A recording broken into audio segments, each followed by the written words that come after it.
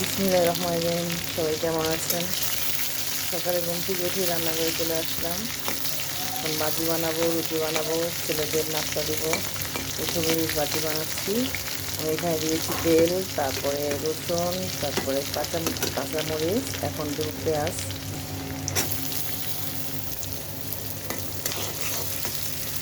আমি সবসময় বাটিতে একটু রসুন দেই, কারণ আমার কাছে ভালো লাগে এবং আমার বাচ্চারা পছন্দ করে রসুনের ঘ্রাণটা। তাই বাটিতে একটু রসুন দিই, ভালো লাগে। এখন দিব লবণ, সামান্য একটু হলুদ, একটু ধনে ফাঁকি। কারণ সকালে বাজিটা এমন করে করছি কেন, রুটিতে শুকনো শুকনো রুটি খাওয়া যায় না বাজি দিয়ে। তাই মানে রুটিটা যদি শুকনো থাকে, বাজিটাও শুকনো, ভালো লাগে না। একটু বাজিটা ভিজা ভিজা জোর জোর হলে বাচ্চারা খেতে চায় ভালো। আমি একটু ওইভাবেই করবো, একটু ভিজা ভিজা থাকবে, জোর জোর থাকবে বাজিটা। তাই একটু মশলা দিয়ে নিচ্ছি, সামান্য, বেশি না। এখানে আমার বাজিটার মশলাটা কষানো হয়ে গেছে। এখন আমার বাজিটা দিয়ে দেবো। বাজিটা তো শুধু আলুই দিচ্ছি আজকে, অন্য কোনো সবজি দিচ্ছি না। এদিন অন্য সবজি মিক্স করে দিই।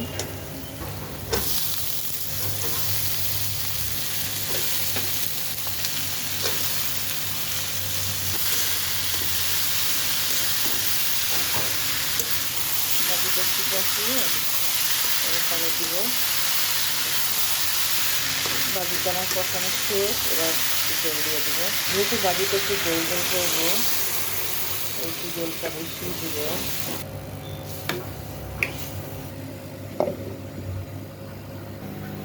আজকে সকাল ঘুম থেকে উঠে মনটা অনেক খারাপ লাগছে, কারণ আমার যে হেল্পিং হ্যান্ড ছিল, ওর মেয়েটা চলে গেছে।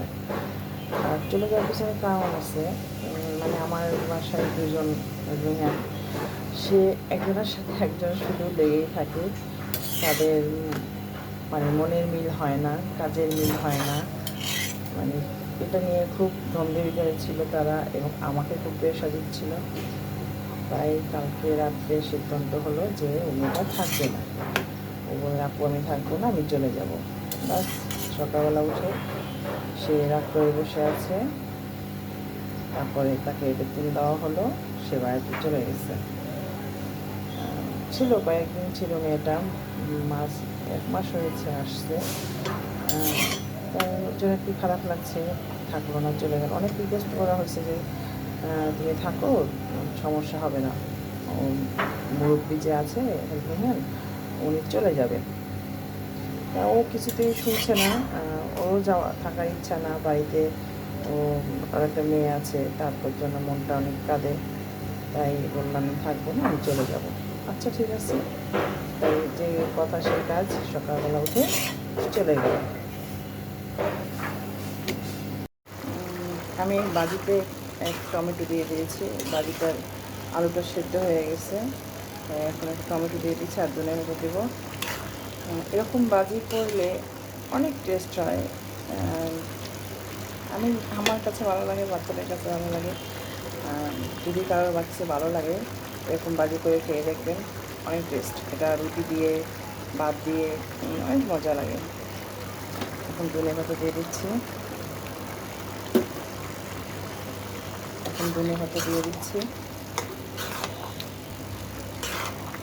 এরকম বাজি আসলেই টেস্ট হয়, খুব টেস্ট হয়। লাল, সবুজ, হলুদ, ভালোই লাগছে দেখতে। বাজিটা একদম রান্না শেষ।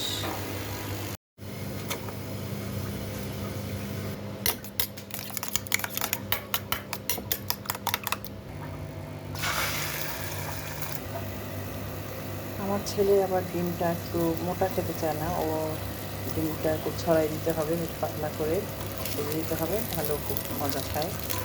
তাই একটু ডিমটা একটু ছড়িয়ে দিলে আমার ছেলের কাছে অনেক মজা লাগে আর কি।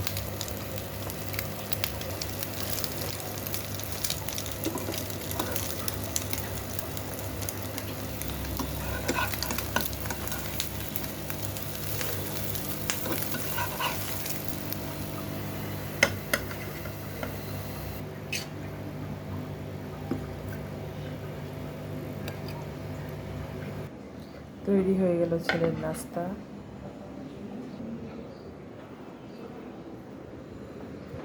নাও বাবা তোমার নাস্তা।